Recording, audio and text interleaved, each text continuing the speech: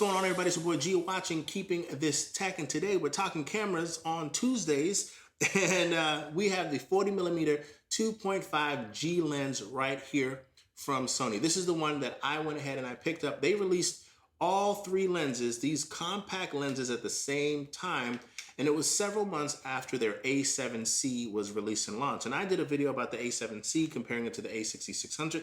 I'll leave it linked here, but my biggest complaint, and what I thought most of the complaints around that time were about how, yeah, the camera is compact, but there were no compact lenses. And lo and behold, several months later, they went ahead and they released these bad boys. Now, the thing about these lenses is that they're all G lenses, which means that they're a step above the regular Sony lenses, and they're just underneath the G Master lenses. So there's optical formulas, there's coatings and things like that that make G lenses, and there's also features on the lenses that also attribute to that badge. So it is not to be taken lightly that these are, in fact, G lenses. Now, the compact nature of the A7C has always been appealing to me. In fact, I had an A7C shortly, and I couldn't live with the grip. It was just too shallow. But reality is, the thing I love about these lenses, or this one in particular, is the fact that these lenses will end up making your camera feel more like an A7C. So if you're after having a smaller full-frame camera,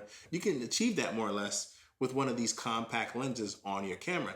Now, for me, I've chosen to go with the 40mm, and that's because I know what this is gonna give me, and I really like this focal length. You're getting a 2.5 aperture here. Now, 2.5 might seem like, oh man, it's not a 1.8, but it's not that bad. I mean, I don't know these stops, to be honest with you. I don't know if it's 1/3 or 2/3 or whatever, but it's not that bad. When you're thinking about how incredible, say, the A7 IV is with its ISO performance, you're not going to really notice that. Now, yeah, will you have less depth of field? Yeah, maybe. But as far as letting in light, it's not going to be that bad. And so 40 also turns into a 60 if you're going to be punching in. This is amazing for video as well. There's not a lot of focus breathing. Speaking of video, this features that declickable aperture ring that everybody loves so much. And I have to be honest with you, I'm a big fan of that aperture ring now that I've used it a lot more. But on this camera, a bunch of these features are kind of lost on me because the lens is so compact. I mean, if you're going to be using this lens with gloves, good luck. I don't think that that's what it's for. I think the selling point of this lens, and I'm happy that they included the features. That's dope. Look at this little focus hold button. It's crazy. It's just mad small. But the real benefit of this lens is the fact that it's compact. It basically allows you to have a super, super portable setup and still retain amazing image quality. And it's not a lot of money. I mean, well, relatively speaking, if you're talking about the other Sony lenses, right? The Sony 35mm 1.8 is, I think, $750. This is like $600.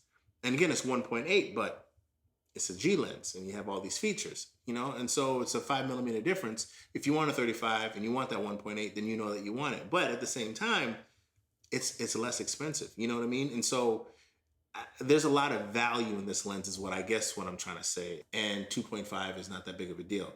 If you are or have been an APS-C shooter, think of it this way. There's probably a good chance that if you've owned an A6000 camera, you own a Sigma lens too, right? One of those primes. And 1.4 is traditionally what those lenses are at, 1.4. 1.4 times 1.5 is 2.1. So you're going from 2.1 to 2.5. So if you were happy with the 1.4 on an APS-C lens on a crop censored camera, then you're not that far off from a full frame equivalent pretty much. And so you're just there. And so that's why this lens to me is super spectacular. And you can use filter rings on here. They're 49mm filter threads. I didn't get a 49mm filter thread. I just put a step up ring on mine and used the filters that I had. But using a filter that's already existing with a filter thread, for me, it doesn't make the lens even bigger, really. It just makes it look a little different. And you can put a regular lens cap on it too. This is definitely a win in all directions. Again, I think the features are great, but they're not really that useful because of how tight everything is. But beyond that, man, you're getting a great imaging lens. You're getting lightweight, compact portability, and you're getting that G badge, which means and says a lot.